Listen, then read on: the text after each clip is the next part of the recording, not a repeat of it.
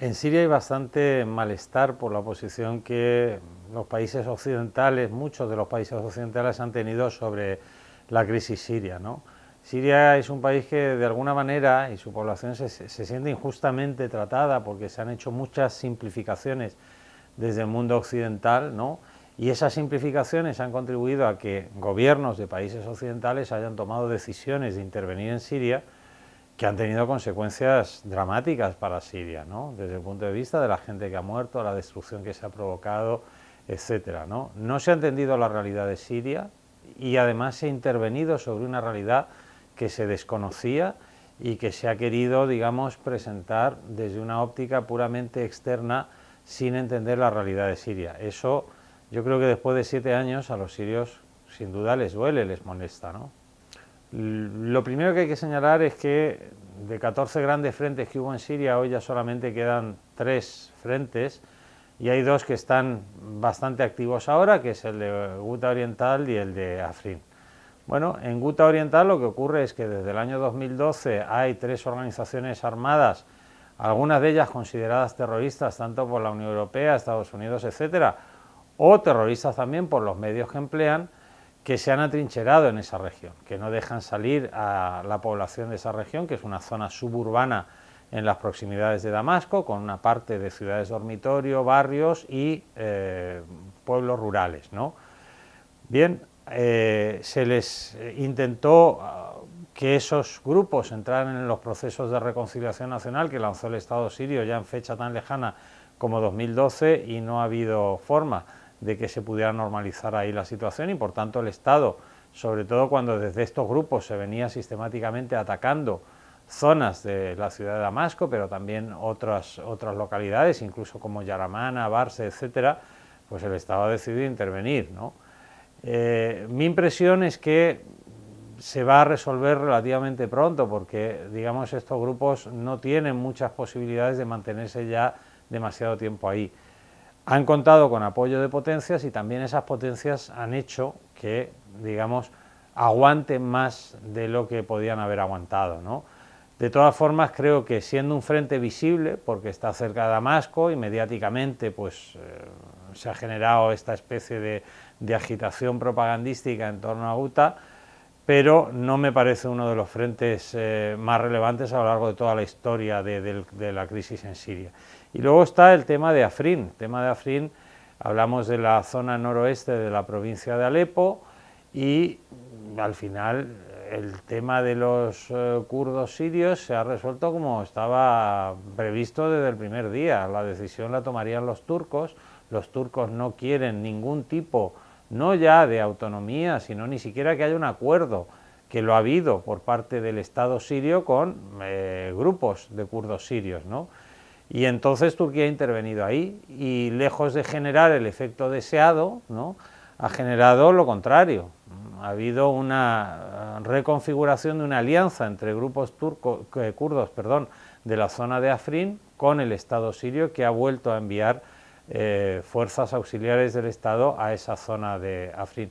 Yo creo que ahí también lo que ha ocurrido es que las propias presiones de Estados Unidos por intentar obtener algo, a pesar de que su estrategia general en Siria ha fracasado y ha fracasado claramente, pues también han reactivado eso, al igual que el tema de Ghouta, pues tiene que ver con los intereses de Qatar y de Arabia Saudí, sobre todo de Arabia Saudí, ¿no?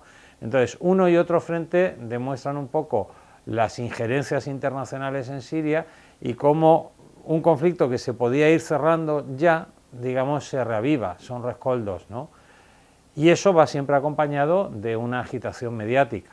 Vemos en el caso de Ghouta Oriental la repetición de lo que se había hecho con los barrios del este de Alepo. Son las mismas tácticas de propaganda, utilizando, digamos, fuentes que no están claramente identificadas, grupos que no se sabe exactamente si realmente cumplen con algún tipo de labor asistencial o de otro tipo, o simplemente son una organización dedicada a hacer propaganda, etcétera, etcétera, ¿no? Pero también creo que, digamos, la población a nivel global ya ha descubierto estos trucos mediáticos, ¿no? Y no creo que vayan a dar mucho más resultado. Pueden retrasar algo la resolución definitiva de la parte armada de la crisis siria, pero yo creo que a la gente ya ese tipo de mensajes no les cala.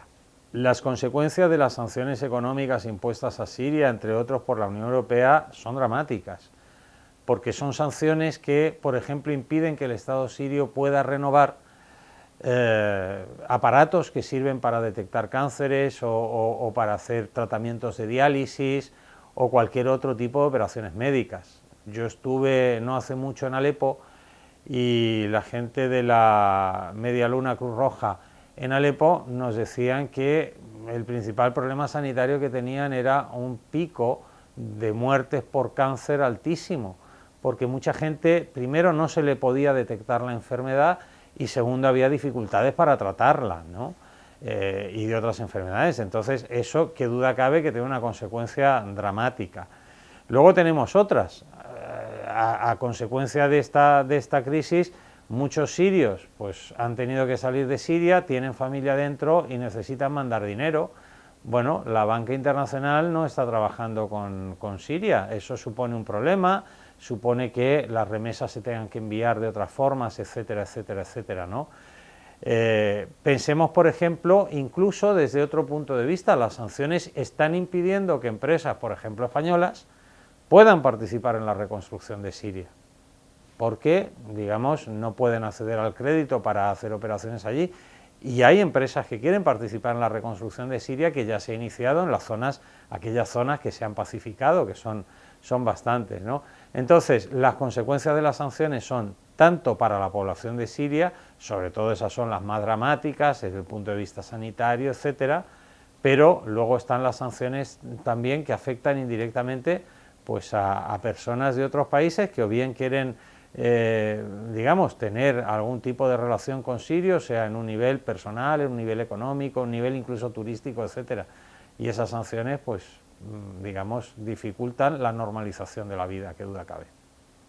Una victoria de Siria en el terreno, que yo creo que es evidente ya, lo que supone es desbaratar el intento de reconfigurar la región de Oriente y Próximo y Medio, ¿no?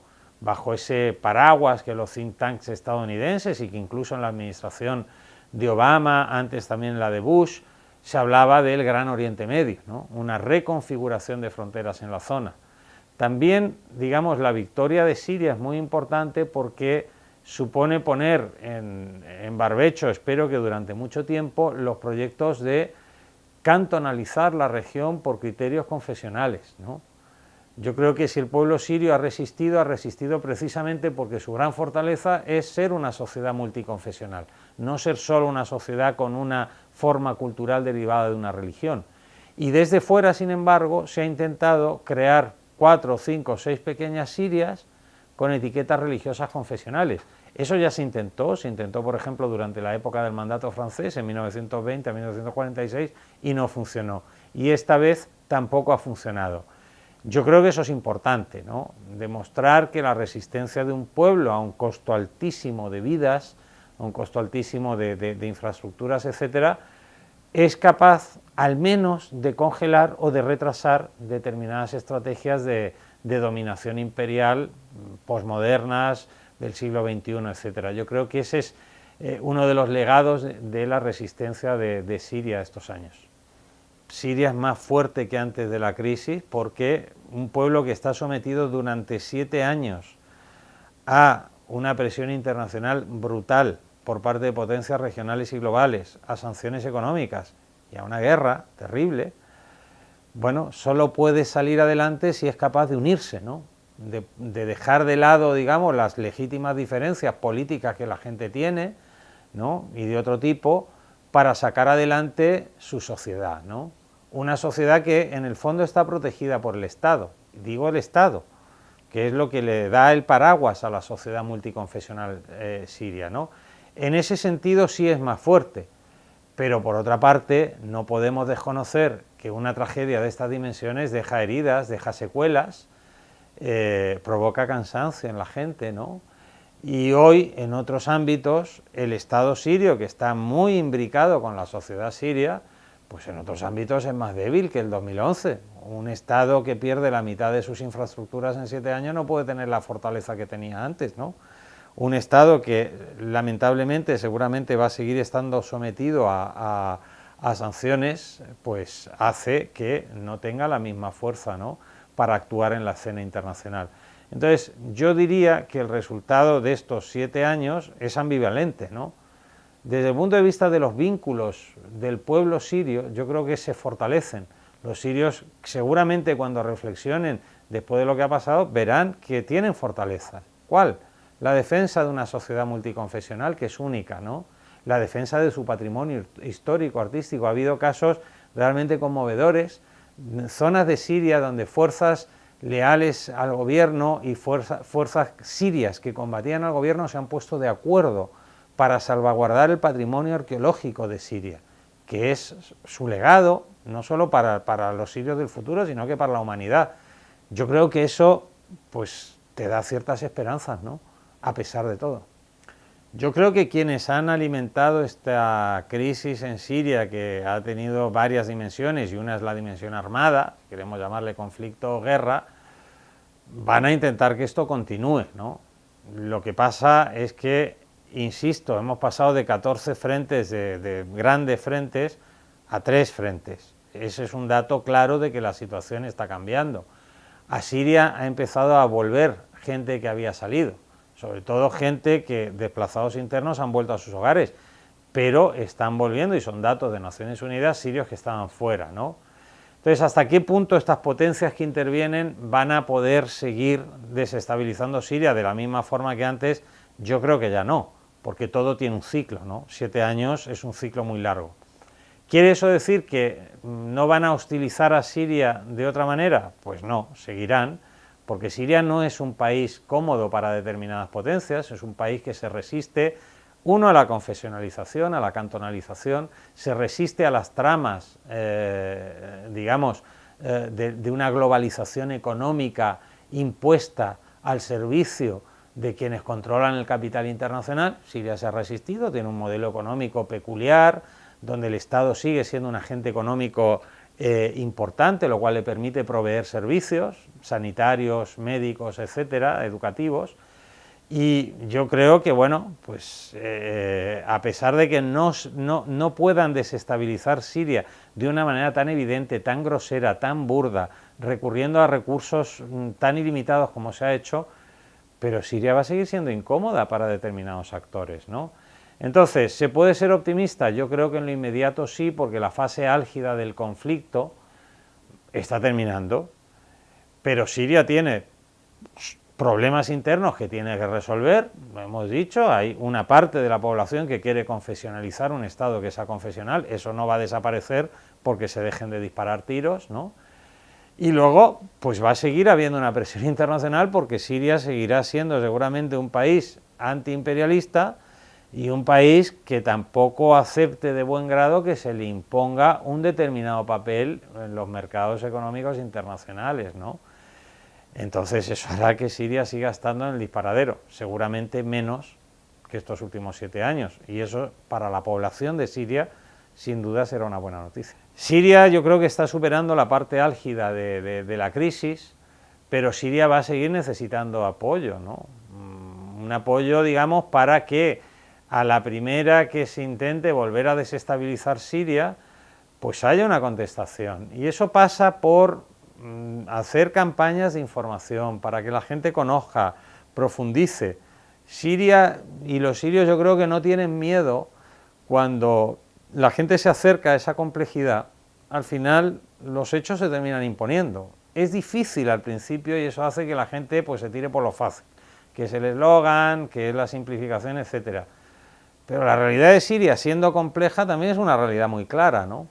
Entonces, yo sí que creo que acercándose a esa realidad, conociéndola, se puede ayudar mucho más a Siria, a que Siria siga siendo un país que conserve su soberanía, su autonomía, que pueda determinar cuál es su sistema de gobierno, su sistema político, la organización del Estado, su organización territorial y su sistema económico, ¿no? ¿Cómo hacerlo? Pues organizando actos, estando alertas a lo que se plantean desde distintos foros, los medios, y sobre todo, en un sentido mucho más práctico, utilizar la fuerza de la organización que se ha creado en torno al movimiento de apoyo a Siria y otras organizaciones para que el gobierno español reabra su embajada en Damasco, ¿no? Eso es importante y no es tan difícil de conseguir, ¿no? En el imaginario colectivo sirio, España es un país especial, no es un país europeo más. Para los sirios, España es hija de Siria, y eso no va a cambiar. Entonces, quizás, digamos, aprovechando que existen esos vínculos históricos, culturales, etcétera, hacerle ver a las autoridades que ha llegado el momento de cambiar de política, de reabrir esa embajada y de que las instituciones del Estado español puedan favorecer un levantamiento de sanciones, por ejemplo, que eso al final del día es lo que en lo concreto podría ayudar a la población, ¿no? Yo creo que existe la fuerza, creo que existe la organización, actos como los que hemos tenido estos días en Aragón, en Huesca y en Zaragoza demuestran la capacidad de organización, también en otros lugares de España, en Cuenca, por ejemplo, y en muchos otros lugares donde la gente, por un interés de conocimiento, por un interés de solidaridad genuina, pues ha estado apoyando a Siria. Agradecer también en particular a la Comuna por darme esta oportunidad también para compartir con la gente de aquí, pues, en fin, lo que yo pienso sobre Siria. Muchas gracias a todos.